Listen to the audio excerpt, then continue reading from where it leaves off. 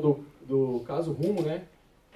O que nós temos, como é que a Rumo no mercado de transporte, onde ela está, o que ela faz, um pouquinho dos resultados, como é que ela faz parte do transporte, no nosso caso, o transporte ferroviário, mas o mais importante é como é que ela faz parte da logística do Brasil, né? Acho que esse é o ponto importante para a gente conversar aqui um pouco. Só para vocês me conhecerem, eu sou o Lucas Caixeta, eu sou gerente executivo de operações da Rumo Logística. Então, eu estou no mercado ferroviário aí há 10 anos, então conheço um pouco do transporte, já trabalhei em outras empresas também, de logística. Então, vou falar mais hoje especificamente do negócio da Rumo. Eu dividi um pouco a apresentação aqui, para vocês já saberem a nossa agenda. Uma parte de apresentação da Rumo, um pouco de clientes e mercado, onde nós estamos, o que nós atendemos, um pouquinho da operação, como é que é a logística, o que a gente faz internamente dentro da empresa, tecnologia na ferrovia. Esse é um assunto bastante pouco divulgado, talvez no cenário nacional, né? O que é a tecnologia, às vezes ainda chega em alguns locais, não de quem não está ligado ao transporte, e o pessoal ainda acha que a ferrovia é aquele transporte mais arcaico ainda, um transporte ainda com poucas tecnologias. Então, quero aproveitar e falar um pouquinho do que tem aplicado aí no mercado já ferroviário. E depois o desafio, né? O que a gente tem de desafio, bem rapidamente aqui, do nosso mercado ferroviário, especificamente dentro da Rumo. Então, passando aí, primeira parte aí da apresentação da Rumo, para falar o que é a Rumo, né? A Rumo, ela faz parte de um grande grupo, que é o Grupo Cosan. O Grupo Cosan, ele está no mercado principalmente em duas áreas, né? A parte de energia e a parte de logística. Então, na parte de energia aí são três grandes empresas, a Raízen, que é a maior distribuidora de combustível e o maior produtor de exportador de álcool e açúcar. A Comgás, que é um grande distribuidor de gás. A Moove, que é a segunda maior empresa de lubrificantes. E do outro lado, né, estamos nós lá, a parte de logística, que é uma das últimas empresas do Grupo Cosan. Aqui nesse parque tem mais uma, que eu acabei não colocando na apresentação, que é a Payly, que ela começa a fazer o pagamento de maneira eletrônica, visto que é o caminho hoje das indústrias. Então essa é onde nós estamos, é o grupo que nós fazemos parte, que é o Grupo Cosan. Como é que nasceu a Rumo, né? A Rumo é uma empresa nova, é uma empresa aí que ela está no mercado desde 2008. Então em 2008 foi criado a Rumo Logística. Ela foi criada com muito mais com foco no negócio de açúcar, tanto na parte de produção quanto na parte de transporte de açúcar, rodoviário e ferroviário. E aí em 2009 ela começa a ter um grande contrato com a antiga ALL, que é a América Latina Logística, que opera aqui nessa região. E de onde veio a ALL, né? Isso aqui é para contar um pouco da história de onde nós estamos. A ALL ela foi criada lá em 99, quando teve a desestatização da ferrovia, quando foram criadas empresas para privatizar as ferrovias. Ela era na parte sul, na malha sul, né? Ela pegava do Paraná até Rio Grande do Sul. Depois, em 2006, ela fez a aquisição da Brasil Ferrovias, que é a que passa aqui nessa região de São Paulo. E depois, em 2008, ela criou o projeto para acessar o Mato Grosso, que é onde está o nosso principal foco da área agroindustrial. E aí, em 2009, começa uma parceria com a Rumo e a ALL. Lá em 2014, depois de 5 anos, existe uma proposta de fusão. Então, a Rumo vem com a proposta de fusão para a ALL, para as duas empresas fazerem parte do mesmo mercado, e em 2015 conclui-se essa fusão. Então, a partir de 2015 é quando a Rumo entra no negócio logístico de fato mais forte, né? Quando ela, além de ter os terminais do interior de açúcar, mais os terminais do porto de açúcar, mais um pedacinho de transporte ferroviário, que era operado pela LL, ela passa a ser uma operadora logística. Então ela passa a atuar tanto na parte de fazer o circuito completo, né? Ela passa a atuar na parte de captação de carga no interior, que é onde está o produtor, o transporte até do interior até a parte do porto, e a parte de elevação, que são as empresas responsáveis por tirar a carga de caminhão ou de ferrovia e levar elas para o navio.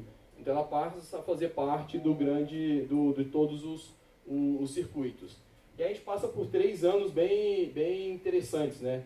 Quando você pega uma empresa onde há uma fusão e dos métodos que foram, é uma empresa onde você tem que investir bastante capital, né? Comprar ativos novos, locomotiva, vagão, e investir na parte de infraestrutura. Então ela passou durante os seus 2 primeiros anos fazendo investimento de capital, que é colocando dinheiro na empresa para você conseguir melhorar o desempenho operacional. E lá no 3º ano é que começa a gerar lucro, começa a fazer a parte de geração de caixa, que foi o ano passado, para a gente entrar no mercado mais forte, né? E em 2019, a empresa faz um movimento novamente, que é esse ano, que é uma empresa, acho que o Thiago falou um pouco aqui dessa malha. Foi feito um novo leilão, né? um novo bid para a Norte-Sul, que é a empresa que vai de Tocantins até São Paulo, que é a Ferrovia Norte-Sul. E aí a gente entra nesse leilão e adquire o direito de transportar através da Norte-Sul. Então, acho que uma empresa que nasceu em 2008, uma empresa que em 2019, ela já faz parte do cenário de logística, começando lá agora tendo possibilidades de Mato Grosso a Santos, então a parte horizontal do nosso mapa, e indo de Tocantins ao Rio Grande do Sul. Então ela passa a fazer parte sendo de grande importância aí para o setor logístico do Brasil. E aí, com isso, ela torna-se a maior companhia de logística da América Latina. Então, ela passa a ter uma grande interferência, ou ser bastante importante no nosso cenário logístico. Vou passar um vídeo aqui, onde ele, de maneira mais rápida, ele mostra alguns números e fala um pouco do setor, da empresa no setor logístico. Nosso som não está funcionando?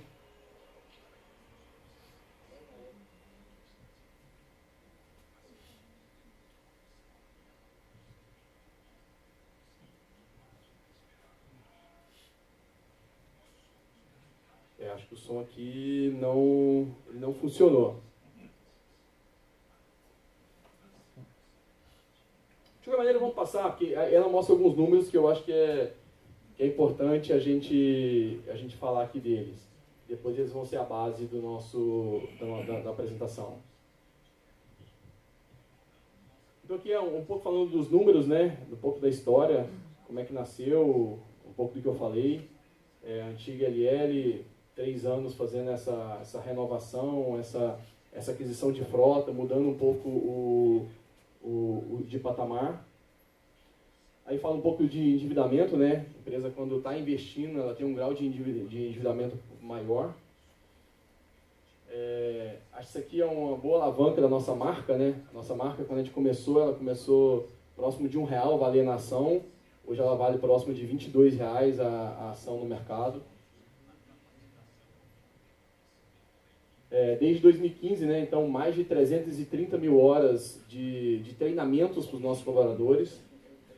Esse aqui é um simulador que a gente consegue fazer treinamentos antes de colocar uma pessoa dentro do trem, ela passa por treinamentos simulados.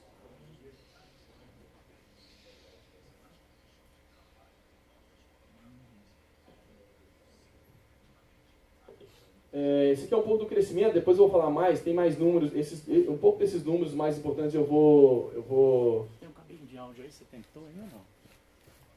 Eu estava comentando aqui já.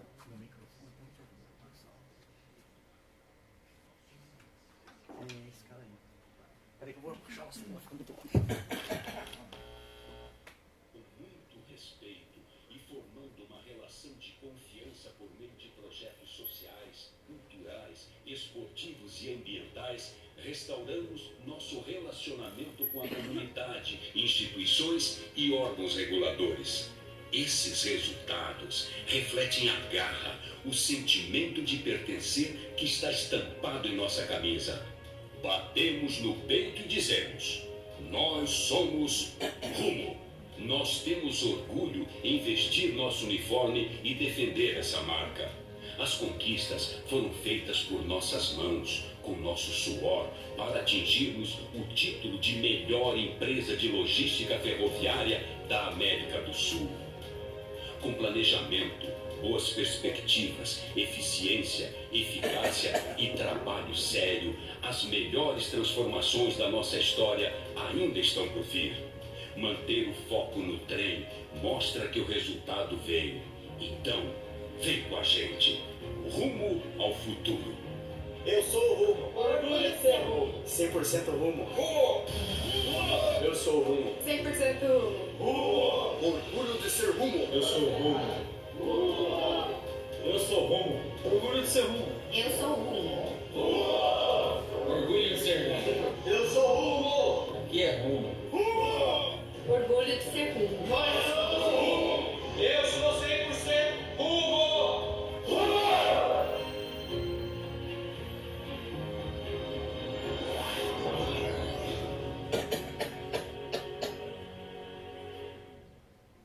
Eu vou voltar em alguns números ainda. Assim, quando a gente fala de alguns números da empresa, né? Acho que falando da análise de performance financeira, a gente chama de turnaround, né? O que foi feito nesses 3 primeiros anos aí da empresa. Acho que os números já me ajudam um pouco a falar. Quando a gente olha a margem de EBITDA, o EBITDA da empresa ele cresce 69%, saindo de 1,9 bilhões para 3,2. É um crescimento significativo dentro de 3 anos no mercado logístico. A margem ela também sobe de 40 para 49. Isso reflete no endividamento, né? Então o endividamento ele começa a cair e quando a gente olha a parte de endividamento pelo EBITDA da empresa, que é a maneira que você olha se a empresa está saudável ou não, ela tem uma redução aí de 5,1 para 2,2. Esse 2,2 para qualquer empresa do mercado de infraestrutura do Brasil é um número onde mostra uma saúde financeira da empresa. Ela sai do endividamento e começa a ter valor no mercado. E isso se reflete, né, no lucro líquido e geração de caixa. Como eu disse anteriormente, a gente passa por 2 cenários, 2 momentos, e isso aqui se reflete nos números financeiros. Quando você começa a empresa, quando a empresa vem para o mercado logístico em 2015 com a fusão, ela fecha um ano com 500 bilhões de prejuízo. Então você reverte um cenário econômico saindo de 500 milhões em 2015 para 200 milhões em 2018. Então isso é que a gente chama no mercado aí do turnaround financeiro, né? Saindo aí da parte de prejuízo para a parte financeira, a parte de lucro, e a geração de caixa ela segue o mesmo patamar. Quando a gente fala de parte operacional, indo um pouco para números mais palpáveis do nosso negócio, né, que é o transporte logístico, a gente fala num crescimento aí de 26% no volume de TKU.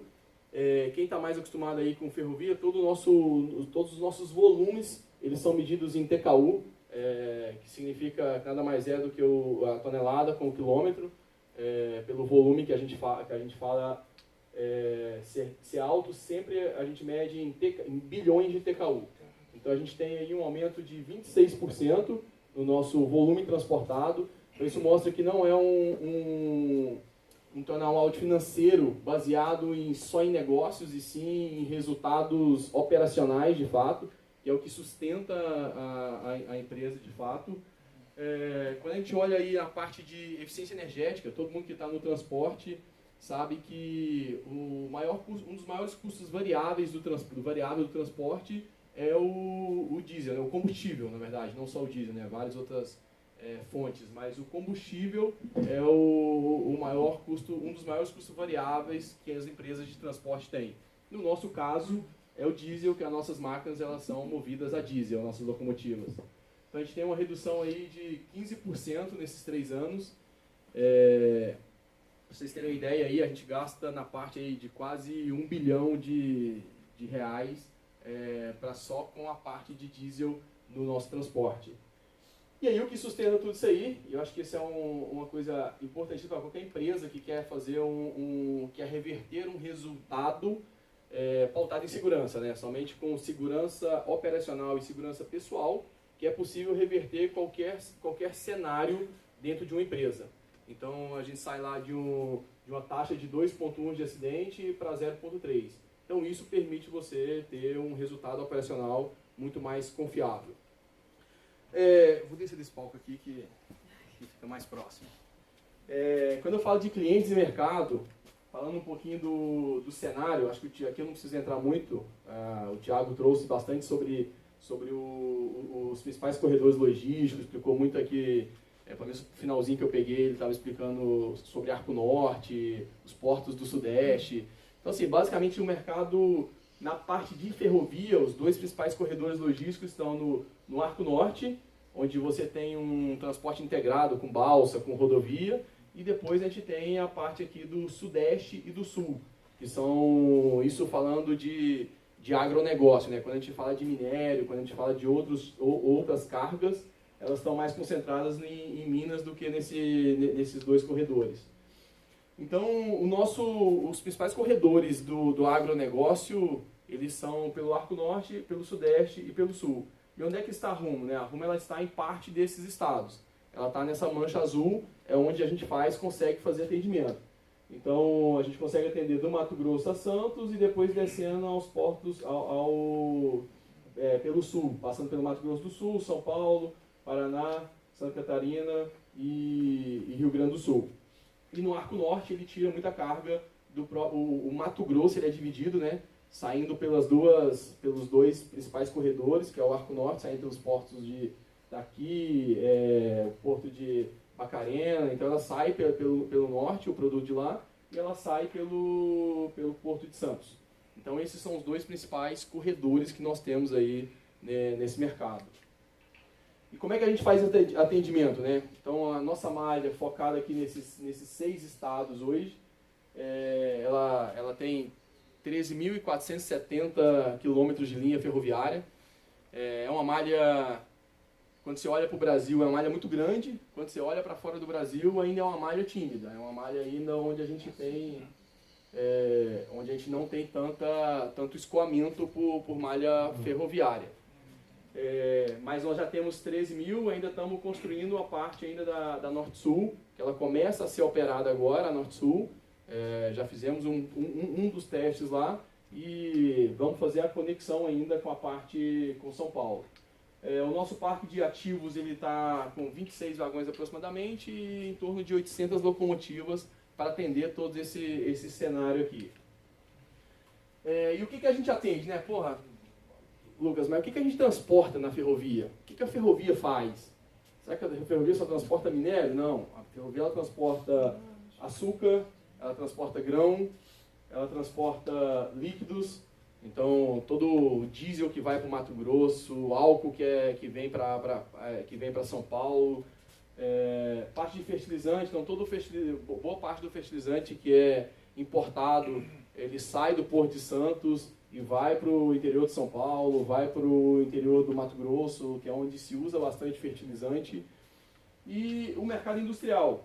O que é esse mercado industrial? Esse mercado industrial tirando as commodities que a gente fala de grão, açúcar, aqui está todos os bens de pequeno e alto valor, né? Que a gente usa, podemos ter transporte de um trem completamente de papel, por exemplo, quando a gente fala da Suzano, antiga Fibria, então ela tem um trem inteiro que anda só com papel, que é celulose, para ele ser exportado, e a gente tem o trem de container. Aqui é uma foto de um navio de container, que é onde dentro de cada container tem todo tipo de produto. Vai desde um produto frigorífico, de uma JBS, de uma Marfrig, desde um produto frigorífico, até um transporte para um Carrefour, que é que já está muito mais no varejo. Passando aí por madeira, por grãos, então assim, tudo pode ser transportado dentro do mercado ferroviário. O container ele trouxe uma flexibilidade muito maior para a gente. Quando a gente fala de grão, depois eu vou mostrar um pouco mais à frente, a gente consegue fazer, devido ao volume, você consegue fazer um trem inteiro só de grão, um trem inteiro só de açúcar. E com o container você começa a fazer tudo mais parcial. Você começa a fazer cargas menores e conseguindo transportar através do sistema ferroviário. E o nosso negócio principal, e aqui eu não vou entrar tanto também, porque pelo pedacinho que eu peguei, o Thiago também falou bastante do mercado de soja, do mercado de milho, mas aqui mostra onde está um pouquinho do mapa de calor, né, de onde nós estamos como rumo e onde o mercado de soja do Brasil está mais concentrado. Então, quando a gente pega a parte aqui do Centro-Oeste, é onde a gente tem uma grande produção de soja, e quando a gente pega o Rio Grande do Sul também, ele tem uma grande produção de soja. Então, assim, isso beneficia bastante o setor logístico ferroviário da Rumo, por ela estar conseguindo atender esses grandes mercados de soja do Brasil, que é um dos produtos mais exportados, né? Então, assim, 66% da área que é produzida, a gente consegue fazer o atendimento. Parte dessa carga escoa por Santos, parte escoa pelo porto do Paranaguá e parte escoa pelo porto de Rio Grande. Então, a gente tem escoamento aí nos 3 portos. E aqui, como eu falei, né, um dos grandes competidores nesse mercado de escoamento de grãos é o Arco Norte. Aí o pessoal fala, mas o competidor não é o caminhão? Não, não é só o caminhão. A competição no mercado ferroviário, no mercado logístico, você não disputa com quem vem para o mesmo local que você disputa com quem sai para os outros locais. Então, cada local tem a sua dificuldade, né? Quando você vai sair pelo Arco Norte, você tem águas mais profundas, você tem canais para passar. Quando você vem para o Sudeste, você tem outras dificuldades, né? Um volume de caminhão enorme, tirando de São Paulo, tirando do Mato Grosso do Sul. Então, você tem alguns desafios aí que não é uma competição totalmente direta. E quando a gente fala de milho, é a mesma coisa, né?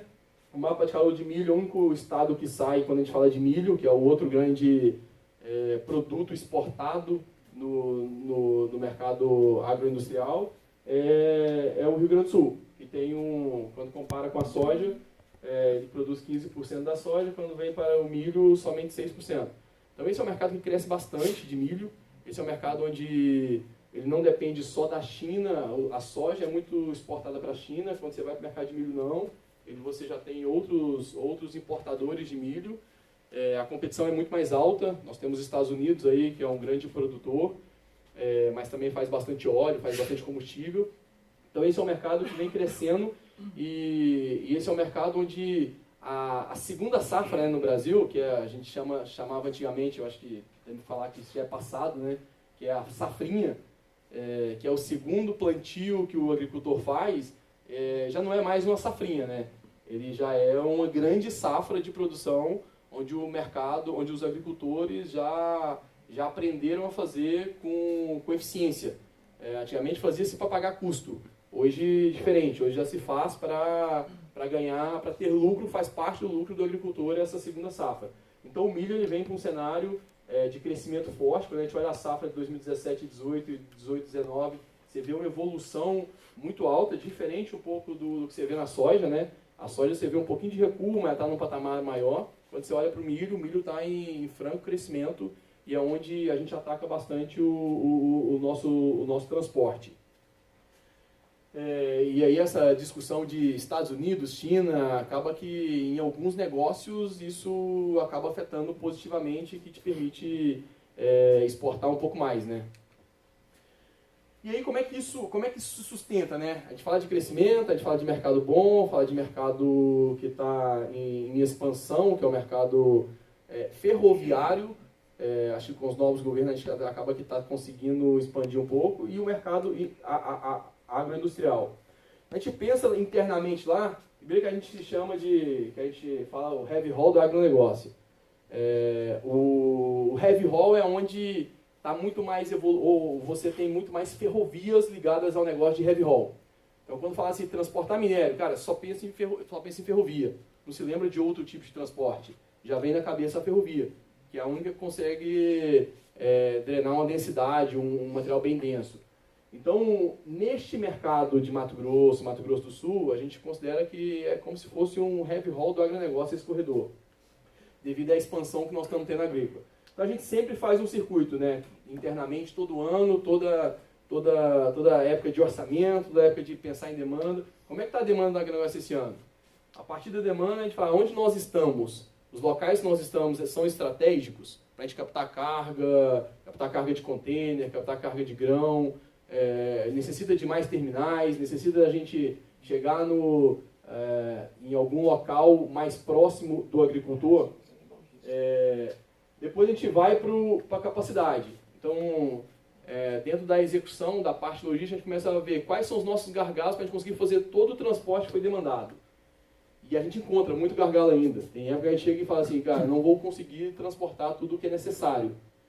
Vou ter que dar um passo atrás e ver onde está meu gargalo. Então, toda a rodada de orçamento ou de negociação, a gente volta e tem que ver onde estão nossos gargalos. E ganho de eficiência. Isso aqui é uma palavra que no mercado, principalmente no mercado logístico, a gente não pode tirar da cabeça. Quais são os ganhos de eficiência que eu tenho? O que eu já atingi ficou para trás. Agora é o que eu tenho para frente. Então, ganhos de eficiência, eles fazem duas coisas, né? Ele faz você aumentar a capacidade para conseguir suprir demanda e depois ele vem para uma redução de custos. Então, essa palavra é usada nessas duas bases aqui, né? Tanto no ganho de eficiência quanto na excelência operacional. É isso que vai me trazer redução de custo. Uma parte de confiabilidade, o negócio logístico ele só é feito se tiver confiabilidade. Pegando um gancho do Thiago também, um pedacinho que eu peguei, ele falou um pouco sobre credibilidade.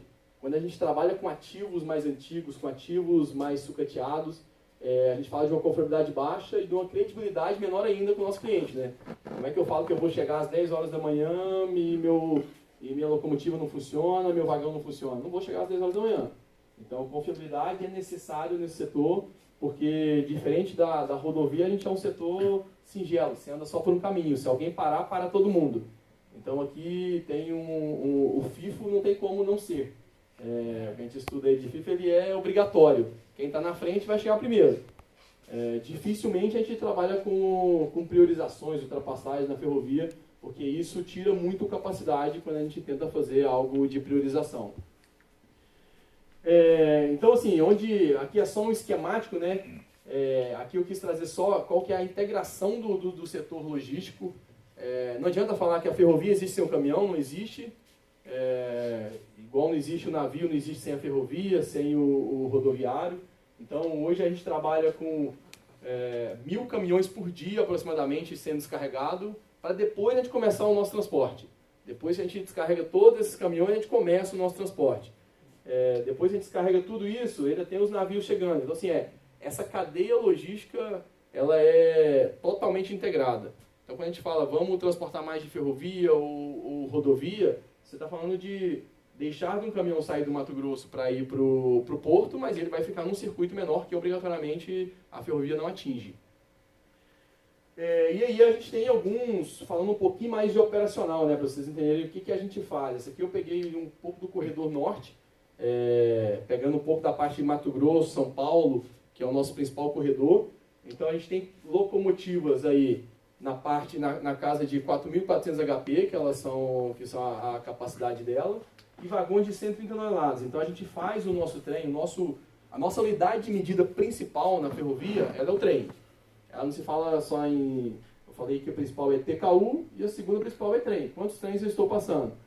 Porque a unidade de medida do trem é muito expressiva. Quando a gente fala de sair um trem, a gente está falando de sair 10.000 toneladas.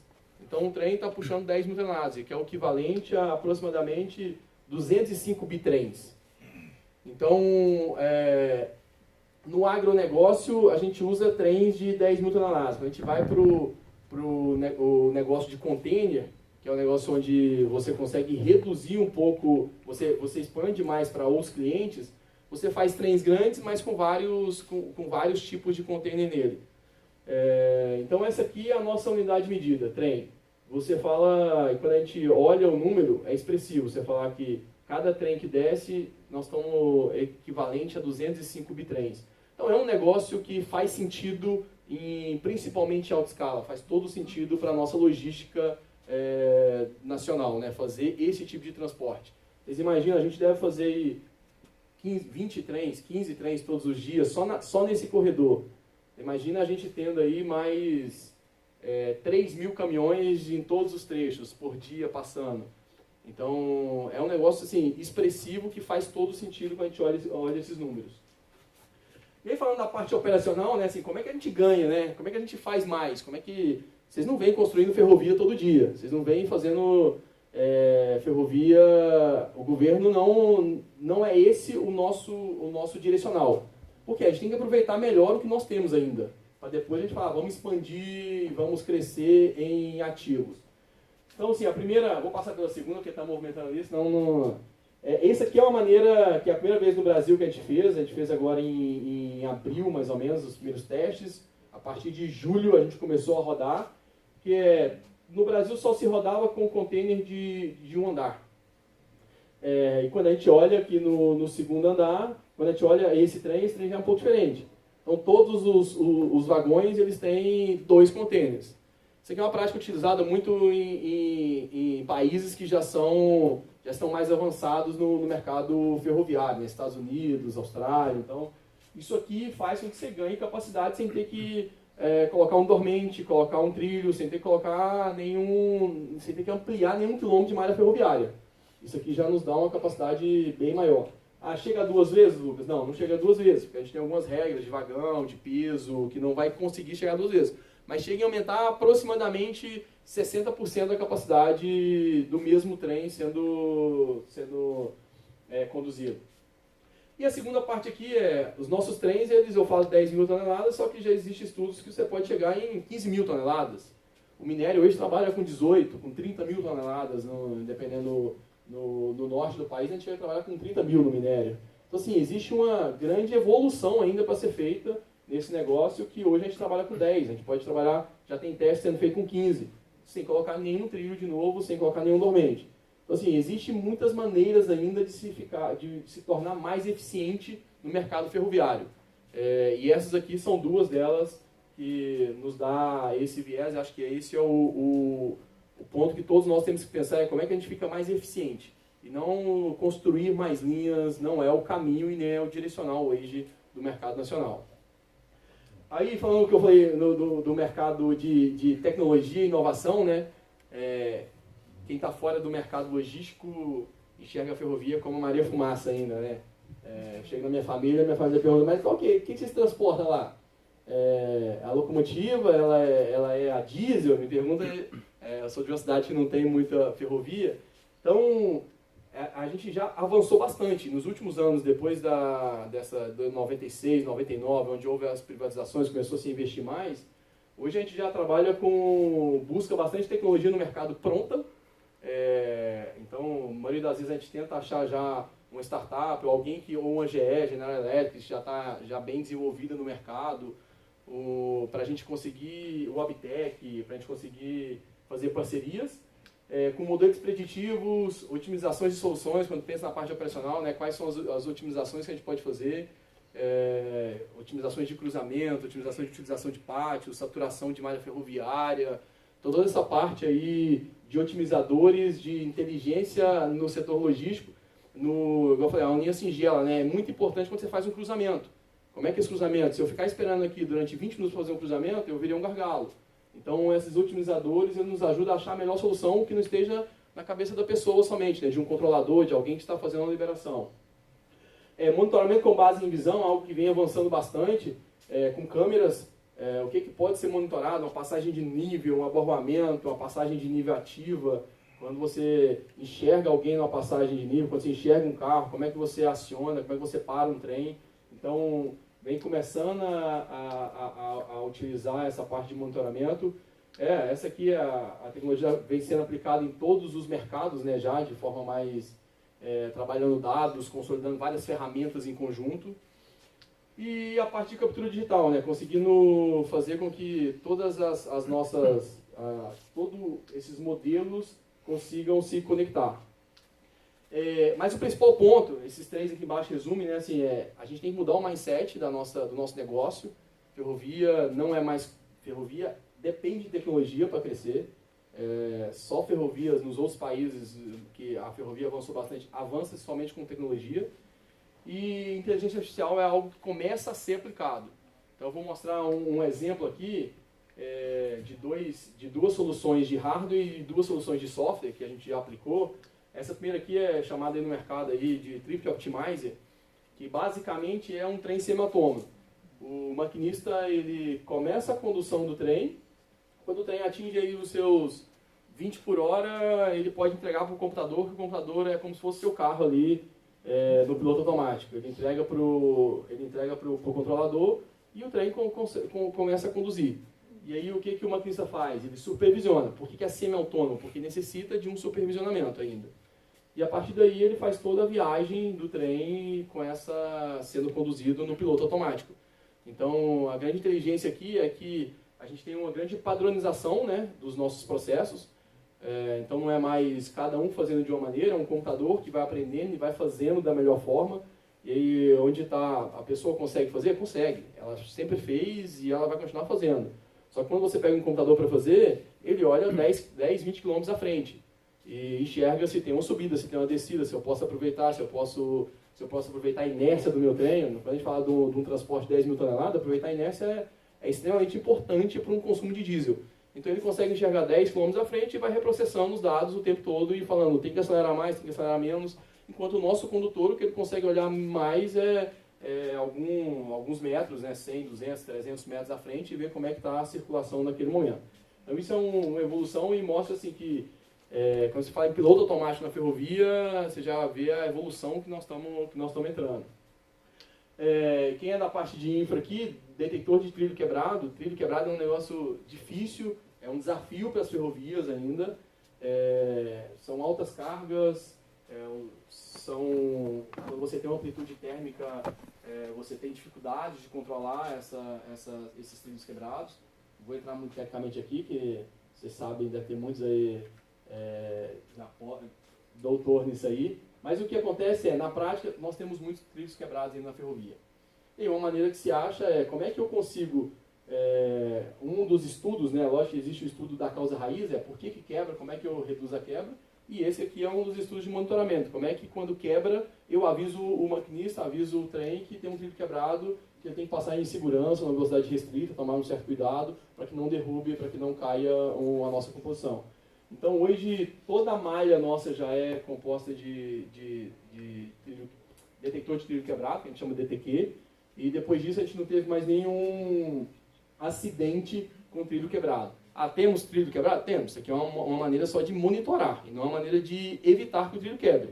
Aqui é uma maneira de falar, cara, quebrou um trilho aqui, ó. O circuito estava fechadinho, de repente ele abriu, tem alguma coisa quebrada no quilômetro 1 ao 2. Então, vai lá ver o que aconteceu. E da maneira de solução mais de software, né?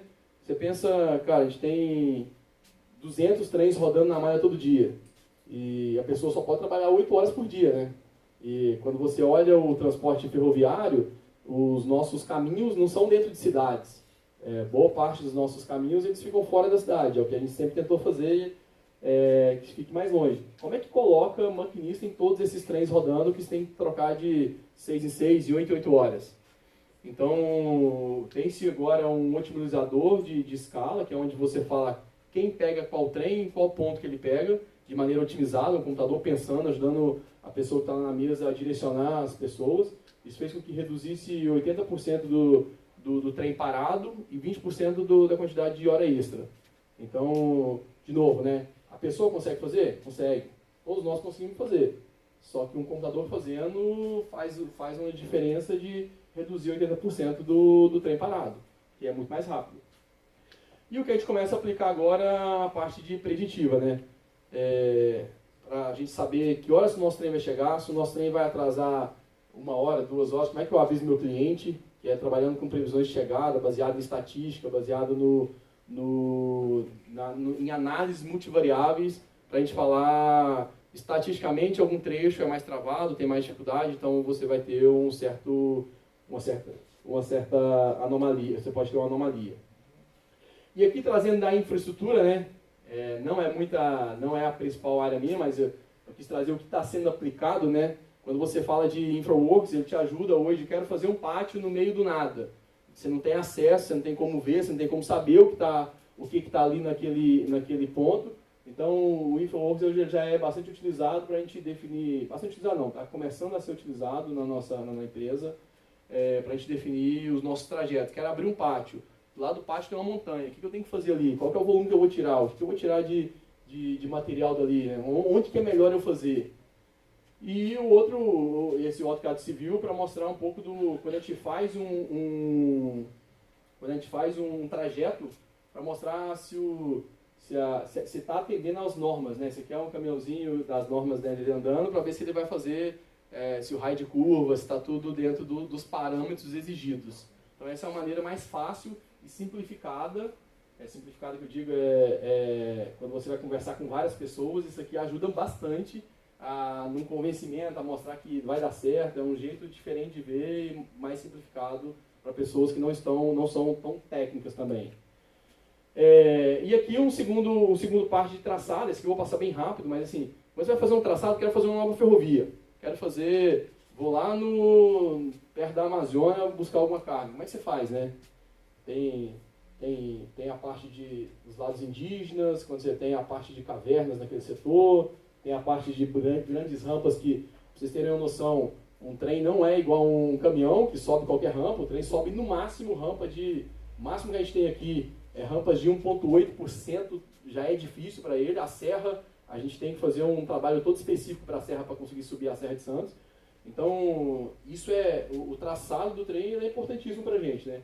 E aí como é que você coloca essas variáveis, né? Então hoje tem alguns softwares já que a gente usa, onde a gente coloca toda a parte operacional, e aí essa é a parte mais interessante, é a gente misturar a parte operacional, que é o que a gente acha importante, operacionalmente, com a parte prática do que é possível, né? O que é possível ser feito para você conseguir ter um mapa de resposta, de várias respostas.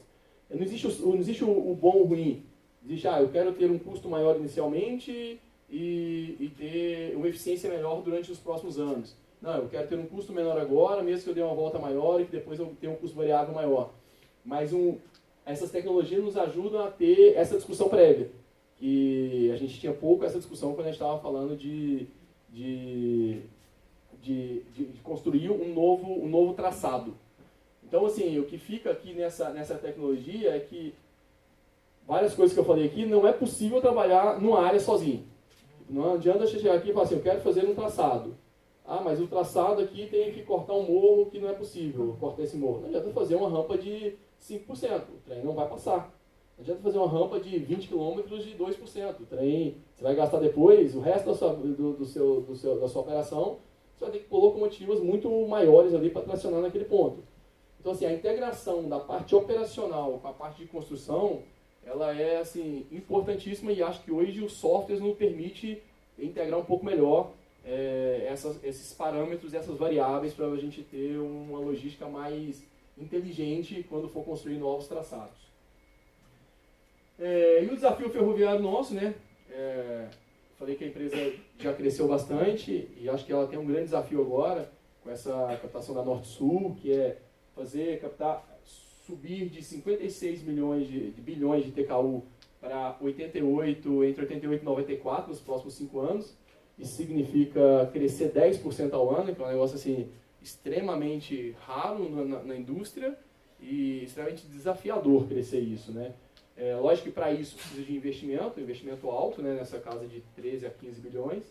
E junto com o volume e com o investimento, a gente vem o crescimento vem o lucro, uma margem, um EBITDA bem maior, né?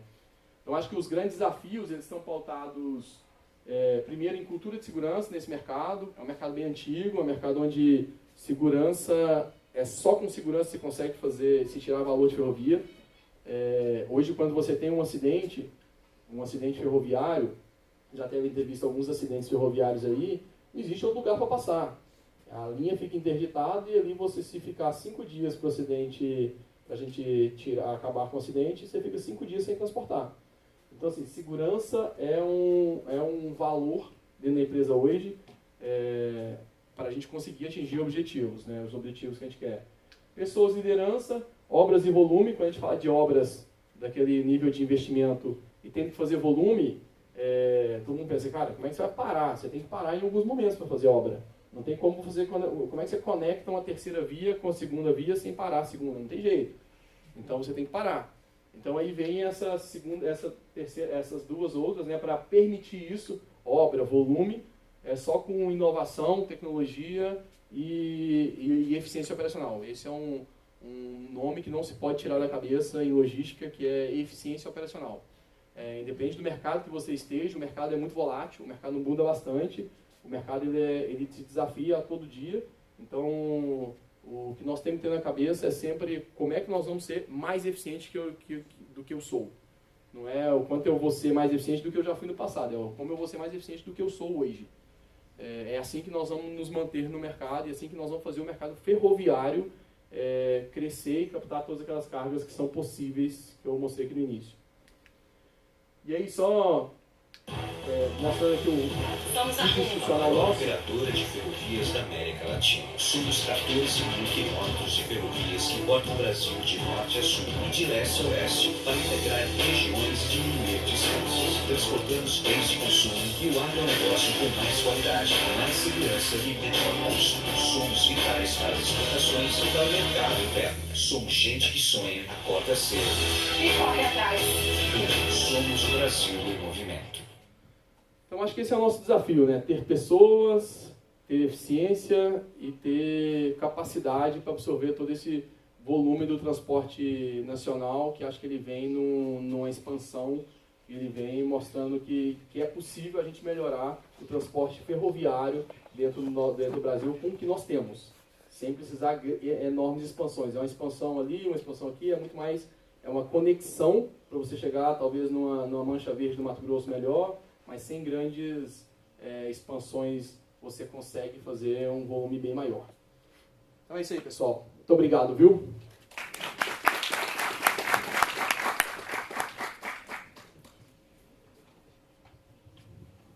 Bom, então como eu comentei anteriormente, o Lucas, infelizmente, ele tem um compromisso às 13 horas em outra cidade, então ele vai nos deixar aqui, nós não vamos conseguir abrir para perguntas, mas eventualmente, né, a gente pode concentrar no Matheus e no Renan. Professor Widmer? Uma única, pode ser? A sala aqui é composta essencialmente de engenheiros civis. Aqui, ó. Voltado para o transporte. Uma grande parte voltada Aqui, ó, professor. infraestrutura. Os clientes da sua palestra, Oi. Os clientes aqui presentes são alunos da pós-graduação, mas a grande maioria tem formação na engenharia civil.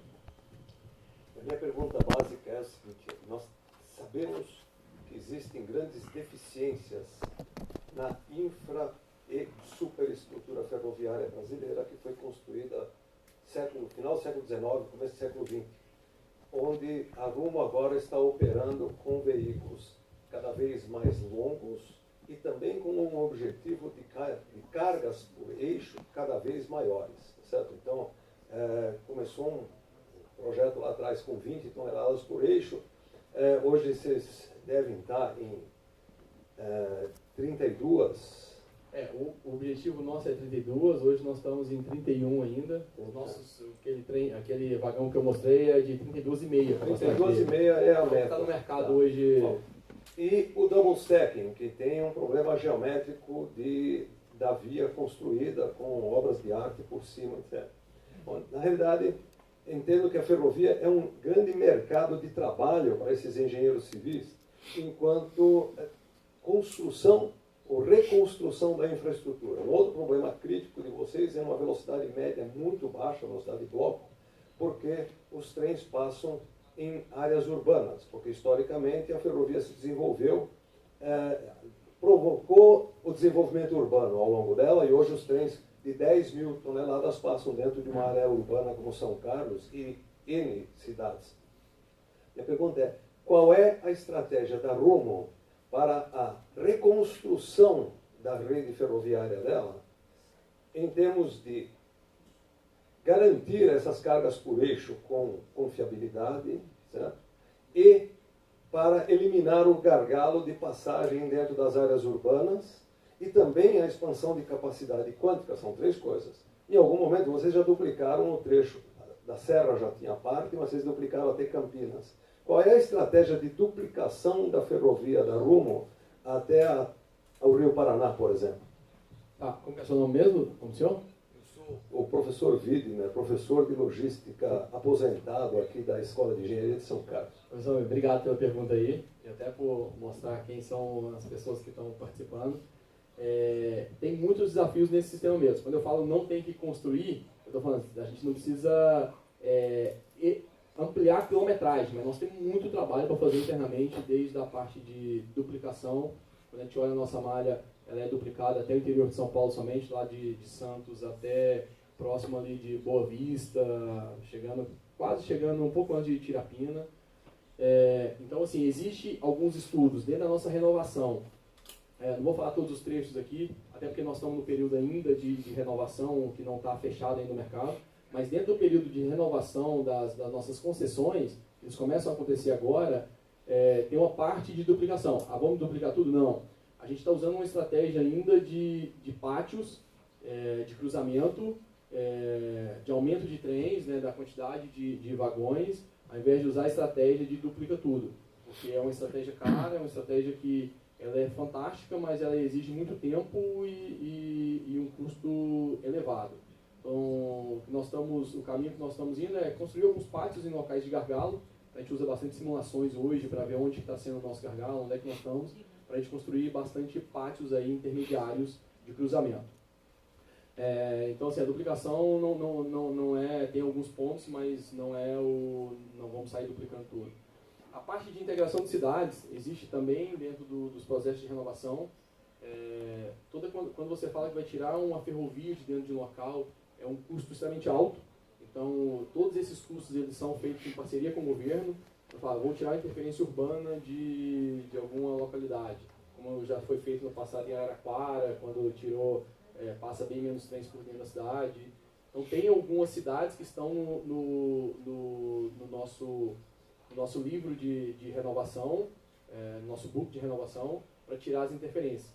Vamos conseguir tirar todas as interferências? Não é isso é bem difícil pela quantidade de cidades que nós passamos.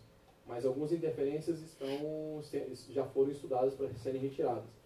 Hoje, boa parte das cidades que a gente passa a 27 km. No Mato Grosso, a gente anda na velocidade a 80 km por hora. Então, assim, tem uma diferença muito grande do mesmo trem, andando 80, no lugar andando a 20, 27 por hora. Você falou que chega numa velocidade comercial muito baixa, uma velocidade média muito baixa do nosso setor. Realmente, por causa dessas grandes discrepâncias. E na parte de superestrutura, vem sendo feito trabalhos de manutenção bem fortes. A gente tem trabalhos na serra sendo feito, onde você faz uma renovação, você não faz uma nova ferrovia, mas você consegue fazer toda a renovação da superestrutura dela. No Mato Grosso, em alguns pontos que foram construídos, que a gente tem alguns problemas maiores, estamos tratando ainda pontualmente, não estamos ainda indo para vamos reconstruir. Não, a gente começou a renovação em alguns pontos específicos, tipo a serra, você tem alguns pontos sendo trabalhados de maneira mais abrangente do que nos outros setores. Então, assim, o que eu tenho, o recado aqui como o professor disse, né, a gente tem algumas expansões para serem feitas, e é um mercado muito rico para o engenheiro civil, muito rico para o engenheiro civil. Porque é onde todos esses cálculos, todos esses softwares estão sendo usados. Se puser eu para usar o software, eu não vou dar conta, não adianta. Eu vou só conseguir imputar os dados, mas ler os parâmetros, entender aquilo, é a praia de vocês, né? Então, assim, esse mercado é um mercado onde exige bastante. Nós temos gerências de obras, nós temos gerências de projetos, onde todos são compostos por engenheiros civis, visto que todas as nossas obras elas têm um estudo muito amplo que tem que ser feito. Todas essas obras que eu falo aqui, vamos fazer um pátio, pátio de 3 km, pátio de 2 km, são cortes gigantescos, interferências municipais gigantescas, você tem que minimizar o máximo possível. Então, assim, é um negócio que ainda tem muito a crescer, é um negócio onde vai exigir muito da engenharia civil ainda, para a gente conseguir ampliar, não ampliar a malha em quilômetros, mas sim dar capacidade melhor para a nossa malha ferroviária e conseguir transportar mais. Assim, tem muito campo ainda para a gente trabalhar nesse negócio ferrovia, junto com engenharia civil. Obrigado.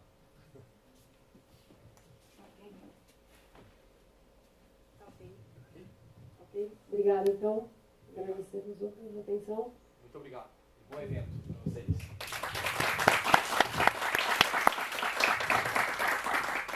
Só lembrando que nós retornamos às 13h50, conto com a presença de vocês para a palestra do professor Baldo, tá? Que começará impreterivelmente às 14 horas.